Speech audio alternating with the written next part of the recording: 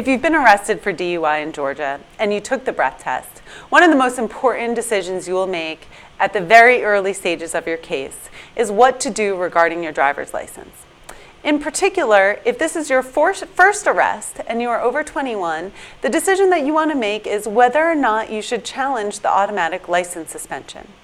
Now, the automatic license suspension works like this. If you have a Georgia driver's license and you're arrested for DUI and you take the breath test and you blow above a .08, then if you do nothing after your arrest, your license will be suspended at day 30 after your arrest. Now, this is not the most problematic suspension that you could receive. It is short in duration. It can last as short as 30 days, and you are eligible for a limited permit during that period. So at that time when the suspension goes into effect, you are eligible to go to the Department of Driver Services and request and apply for a limited permit. And if during the course of that 30-day suspension you also attend and complete a DUI school, then you should be eligible to reinstate your driver's license at the end of that 30 days. So, if it's so easy to continue driving throughout the process, why would you choose anything else? Why would you, in fact, challenge the suspension, send in $150 to the Department of Driver Services along with the notification form? The reason being is that there are a couple of strategic and important reasons to consider.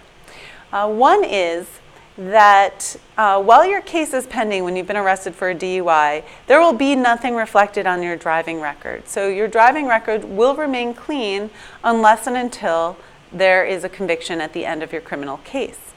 However, if this automatic suspension goes into place, you want to be aware that the DUI suspension will be reflected on your driver's license.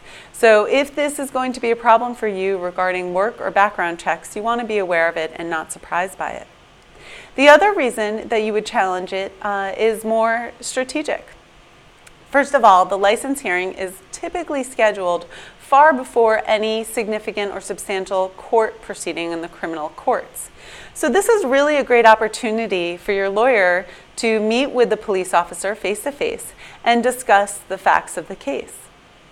This is also a great opportunity for your lawyer to cross-examine the officer about the observations the officer made on the evening in question and order a transcript and be all that much more prepared when your hearing is scheduled in the criminal court.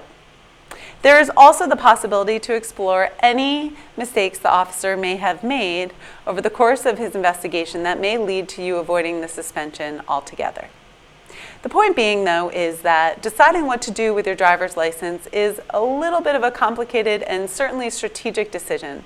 So you want to make sure you've done all the research. If you're making the decision on your own, you want to make sure you've done all the research so you understand, based upon your age, based upon where you're licensed and your criminal and driving history, how that suspension will impact you moving forward and what your options might be to be a little bit more strategic and make sure you put yourself in the best position to present yourself in the criminal court.